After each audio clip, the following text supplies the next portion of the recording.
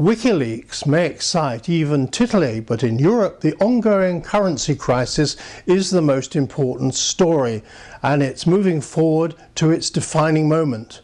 Why are so many people missing the point? Is it really about whether Portugal or Spain are next for shaving? Of course not.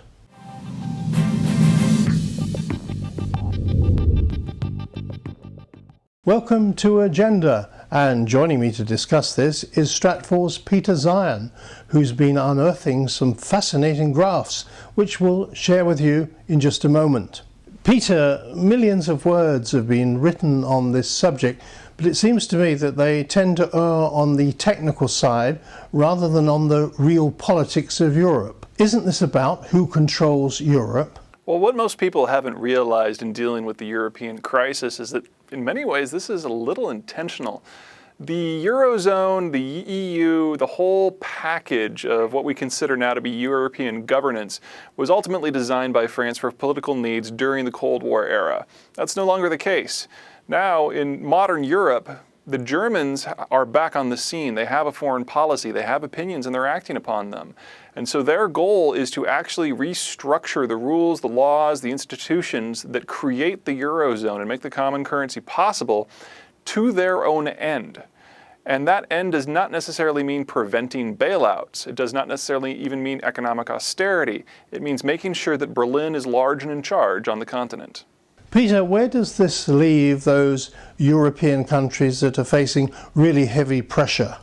Well, it comes down to the mood of investors, as it often does. Specifically, with the Germans making economic decisions based on political rationale, investors don't always understand the edicts that are coming out of Brussels or Berlin as a result, and so you get a lot of scared investors. So where is it that investors are going to be most nervous? If you look at this chart that shows budget deficits as a percentage of GDP, this is what most investors just at a flash look at. You can see that Ireland and Greece are the two countries that were in the most trouble. Unsurprisingly, Ireland and Greece are the two countries that have since had a bailout. But at Stratfor, we've been starting to look at this question from a different angle. Rather than what investors are most concerned about, we've started looking at the countries that are most exposed to investors. And we charted some data out looking at debt exposure to foreign holders of the debt as a percentage of GDP. You can see here that, of course, Greece is right at the top, but you'll notice that Ireland is not. You can see a number of states that are actually in a worse situation than Ireland. Specifically, Austria and Belgium have not been highlighted at this point as being major concerns. But as you can see, both of them have more than half of their GDP locked up in debt that is held by foreign investors. Should those investors panic and run for the door, there's very little that these two states could do about it, despite the fact that we think of them as modern financial centers. The point here is that those countries with a much higher level of foreign debt are going to find it hard to face up to the crisis because they can't necessarily turn to a domestic bank to bail them out. Absolutely. The reason we settled upon this measure is in modern economies, particularly financially advanced states, governments have a huge amount of leeway and a large number of tools in forcing their own banking sector to serve state purposes. You might remember TARP in the United States, when the U.S. Treasury Secretary basically forced the country's 7 largest banks to participate in a bailout program that they had no interest in participating in. It was done in order to shore up market confidence and to make sure that there was no stigma for other banks participating. It was also designed to make sure that those 7 banks wouldn't have any trouble preemptively. We see this all the time in Europe with these sovereign debt bailouts. Specifically with Greece, this Greek state basically forced their banks to purchase loads of Greek state debt. The problem is the Greek banks simply were not large enough. And if you look at what we have in Italy, you've got about 1.9 trillion euro in outstanding debt that is currently held outside of the country. There is no way that the Italian government could force the banks to buy that all up, simply because the banks don't have that kind of cash on hand. You haven't mentioned France, but if I look at your chart, it has got a surprising level of foreign debt. France is in a very similar situation to Ireland, but France does have a couple things going for it that the Irish didn't. First of all, they're a first world economy, they're capital rich, and they do not have the high debt exposure that the Irish had overall. They're just in a more stable situation. Second is politics.